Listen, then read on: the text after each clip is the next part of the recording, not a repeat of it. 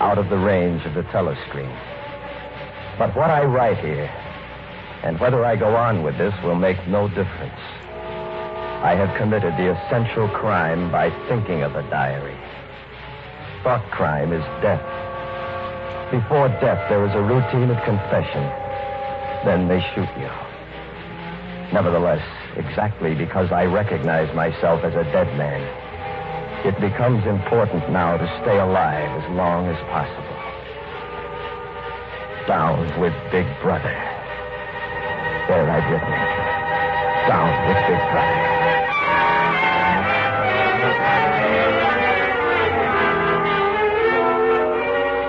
April 20. Today at lunch in the cafeteria, Ampleforth talked about the future of newspeak. Ampleforth is passionately devoted to the destruction of words. Take thought crime, Winston. I promise you that we shall make thought crime literally impossible, because there will be no words to express it. Breathtaking, what? Remarkable. If you have no words for the thought crime, how can you crime think? Fascinates me, Winston, by its logical perfection. You do see things clearly, Ampleforth. Oh, it's just a pure specimen of doublethink. April 23. Freedom is the freedom to say 2 and 2 make 4. If that is granted, all else follows.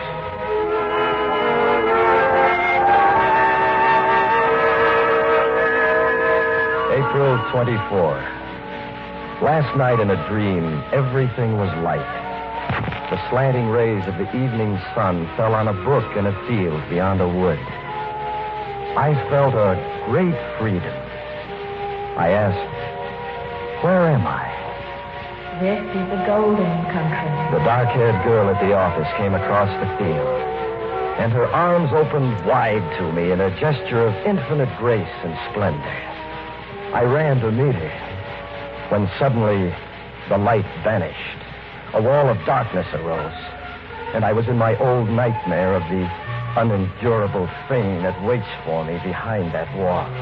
In panic, I escaped down a pitch-dark corridor, and there I heard a voice, quiet and casual. I am with you.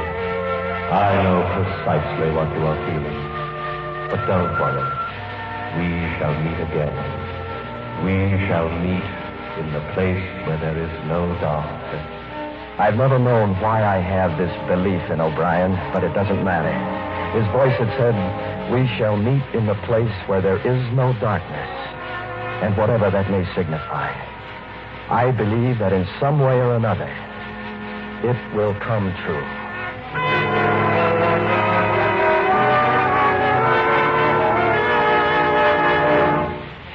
Ampleforth. Yes, Winston? Will you watch my message tube on your screen? I'm going down the hall a moment to check a map. Right, I'll leave you plugged in. Thanks.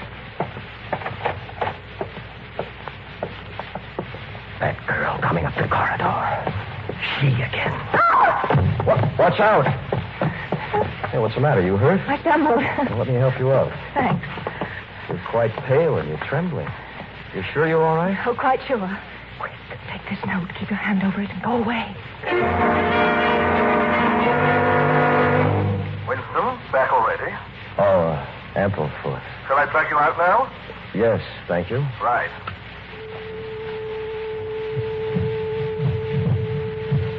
I mustn't look yet. I must shuffle a note among the papers on the desk. I must leave it there a moment, and then look at it casually. Whatever is written on that scrap of paper is from the thought police. Perhaps they have reasons for choosing to deliver it this way. Maybe a summons, an order to commit suicide, a trap of some description. Whatever is written probably means my death. I'll fold it on the desk now. Keep your fingers from trembling. Now glance down and see what you... I love you. I can't believe it. It's a trick. I love you. It's a trick. I love you. But she was pale. She was frightened. Maybe... I love you.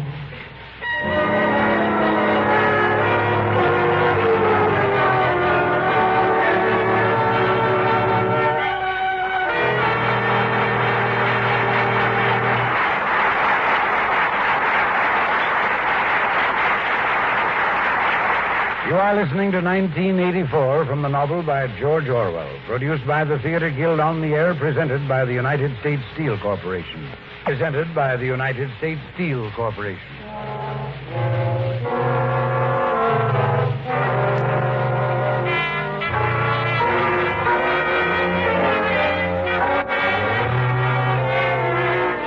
And now the curtain rises on the second act of 1984. Starring Richard Widmark as Winston and featuring Alan Hewitt as O'Brien. Marion Seldes as the girl, with Kenneth Banghart narrating.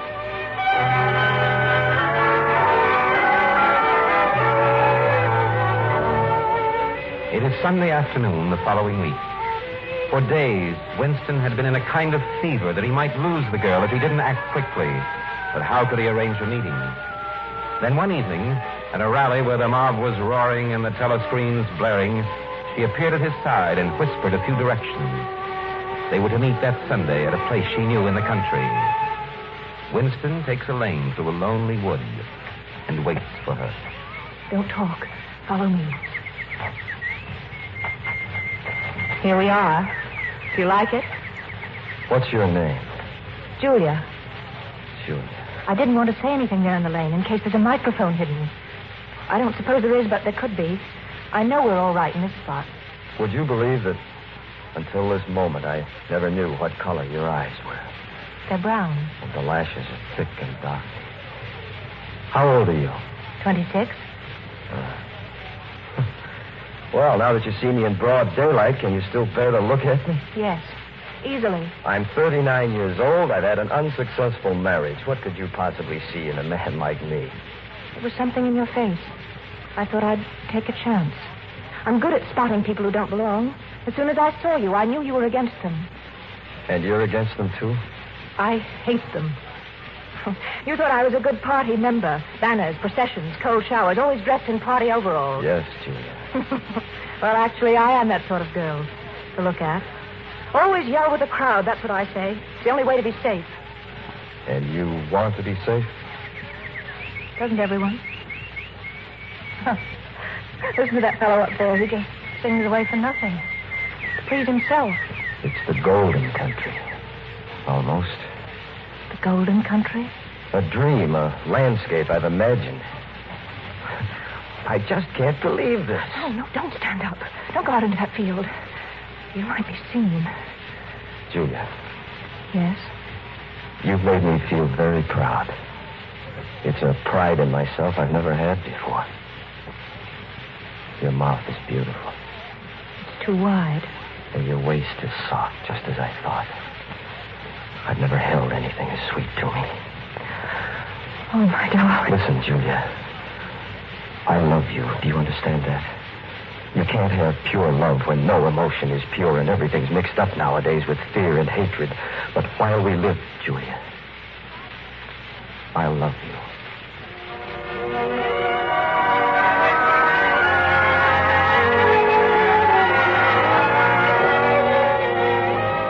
May 20.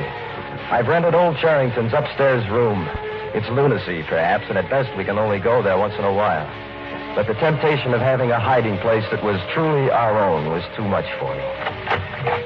This door goes down to the alley and the backyard, Mr. Smith. You'll have your own entrance, you see. I dare say everyone wants a little privacy now and then.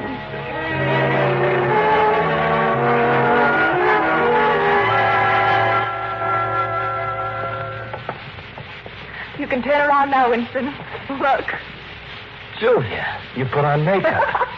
Smith, that's perfume. Oh, good. In this room, I'm going to be a woman, not a party comrade. Yes, do that, Julia. The instincts they can't control are the forces that can tear the party to pieces. You make things too complicated, Winston. When you're in love, you're happy inside, aren't you? And if you're happy inside, why get excited about Big Brother and the party and all the rest? All this politics and yelling and marching up and down is simply energy gone sour. Because there is no love.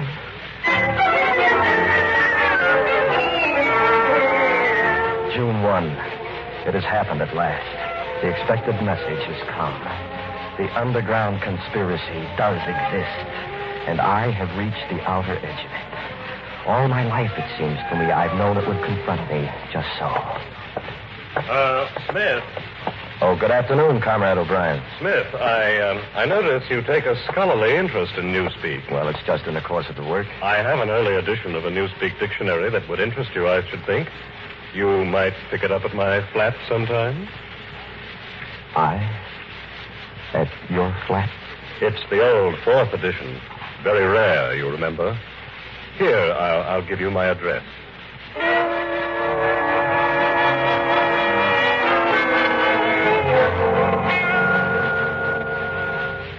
Don't you see, Julia? He was giving me a sign, a signal. But I don't understand. Why is an old dictionary... That edition is not supposed to exist, Julia. It was purged for Goldsteinism.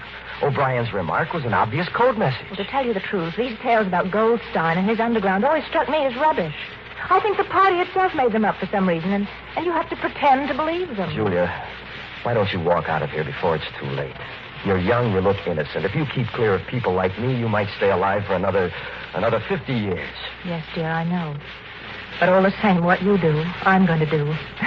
Don't be too downhearted. I'm rather good at staying alive. You know, if they catch me, and if I confess, they'll shoot you. And if I refuse to confess, they'll shoot you just the same. They can make you say anything. They torture you. Still, suppose you do say what they want. They can't make you believe it. With all their cleverness, they can't get inside you. No. If they could make me stop loving you, that would be the real betrayal.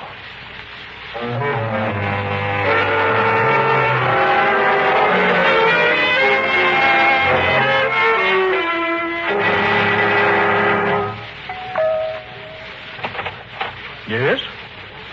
My name is Smith. I was invited here. This young lady's with me. Come in. Excuse me. God, that's Winston Drapes. They have everything. We've done it, Julia.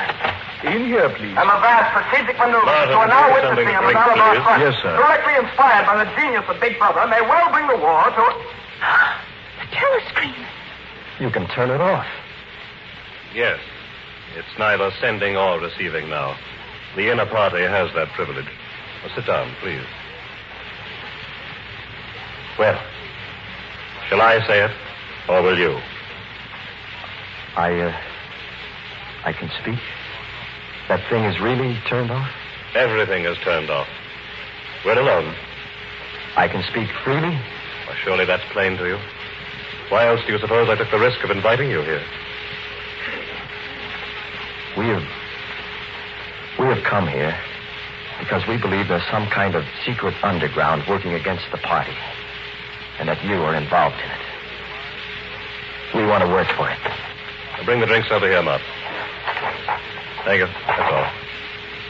Martin is one of us.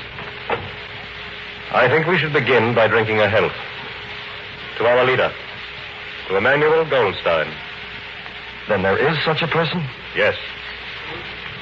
There is such a person, and he is alive. Where, I don't know. Now, I have only a brief time at my disposal. I must start by asking you certain questions. You are prepared to give your lives? Yes. You are prepared to do anything which is likely to cause demoralization and weaken the power of the party? To cheat, to forge, to blackmail, to kill, to commit acts of sabotage? Yes. You are prepared to commit suicide if and when we order you to do so? Yes. You are prepared, the two of you, to separate and never see one another again? No. You did well to tell me, comrade. We have to know everything. You feel as she does, Winston? Yes.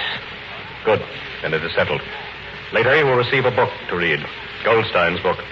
There will be instructions on how to return it. You have a hiding place, of course. Yes, a room. It is important to change one's hiding place frequently. Now, please clear your minds of any romanticism. When you receive orders, they will be directly from me, although you will not come to this flat again. You will work alone with nothing to sustain you except the cause, the idea. Your only true life is in the future, in which you will take part as handfuls of dust, splinters of bone. We shall only meet again, if we do meet again. In the place where there is no darkness? In the place where there is no darkness.